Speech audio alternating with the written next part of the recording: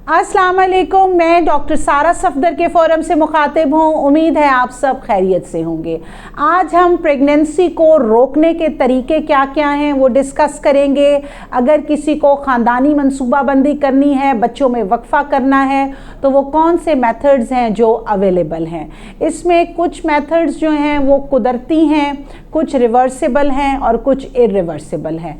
सबसे पहले हम कुदरती या नेचुरल मेथड की बात करेंगे, जिसके अंदर एक विदड्रॉल मेथड है, जिसके अंदर मेल जो है वो बाहर डिस्चार्ज होता है, और दूसरा जो मेथड है वो फर्टाइल डेज यानी वो दिन जिसमें औरत का अंडा निकलना है, उन दिनों में इंटरकोर्स करने से मियाँ बीवी परहेज़ करेंगे।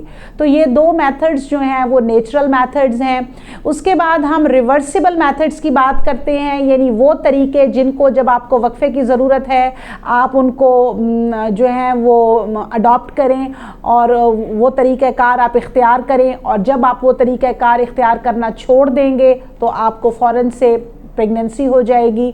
और इरिवर्सिबल वो मेथड्स होते हैं जो कि परमानेंट मेथड होते हैं, जिनको वापस करना जो है वो मुश्किल है।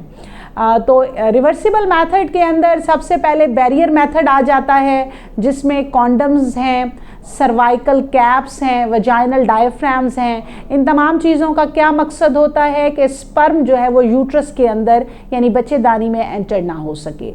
इसके बाद दूसरा हार्मोनल टैबलेट्स हैं, जिसके अंदर जो है वो रोज़ की एक गोली खानी होती है, और इस गोली को आपने टाइम से फिक्स टाइम से खाना है और डेली बेसिस पे खाना है, और इसको आपने बीच में भूलना नहीं है। अगर एक दिन अगर आप गोली भूल गई हैं तो नेक्स्ट डे जो है वो आप 2 गोलियां इकट्ठी खा लें, और अगर आप 2 दिन लगातार गोली खाना भूल गई हैं तो फिर आप अपनी गायनाकोलॉजिस्ट से कांटेक्ट करें। इसके बाद पैच मिलते हैं जो कि बाजू पे लगाए जाते हैं। ये 1 हफ़्ते के लिए पैच होता है, इसमें हफ्ते की डोज होती है।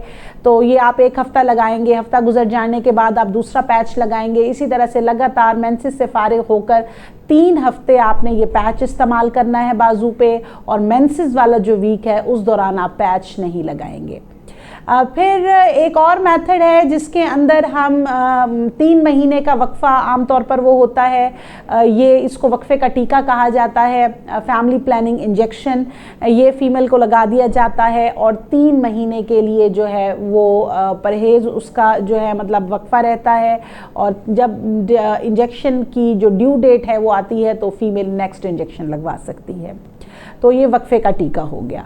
इसके बाद बच्चेदानी के अंदर हम कुछ डिवाइसेस रखते हैं, जैसा कि मायरीना है या कॉपर टी है, वो यूट्रस के अंदर रख दी जाती है 5 साल के लिए, और जब भी फीमेल को फिर प्रेगनेंसी की ख्वाहिश होती है तो वो डॉक्टर से उसमें अब IUCD को इंट्रा यूट्राइन कॉन्ट्रासेप्टिव डिवाइस को निकलवा लेती है, तो 2 से 3 महीने के अंदर अंदर फीमेल को दोबारा से प्रेगनेंसी हो जाती है।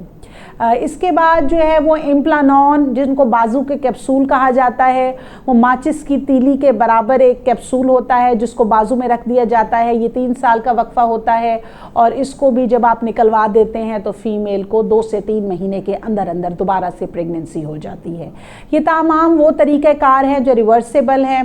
इरिवर्सिबल जो तरीक़ेकार हैं वो परमानेंट मेथड होते हैं। उसमें मर्दों के अंदर वो ट्यूब काट दी जाती है जो कि स्पर्म को लेकर आ रही होती है। ये आमतौर पर ऑपरेशन यूरोलॉजिस्ट करते हैं, और औरतों के अंदर जो है फेलोपियन ट्यूब्स, उसकी ट्यूब्स जहाँ से स्पर्म ने एग तक पहुँचना है वो काट दी जाती हैं, जिसको ट्यूबल लाइगेशन कहा जाता है।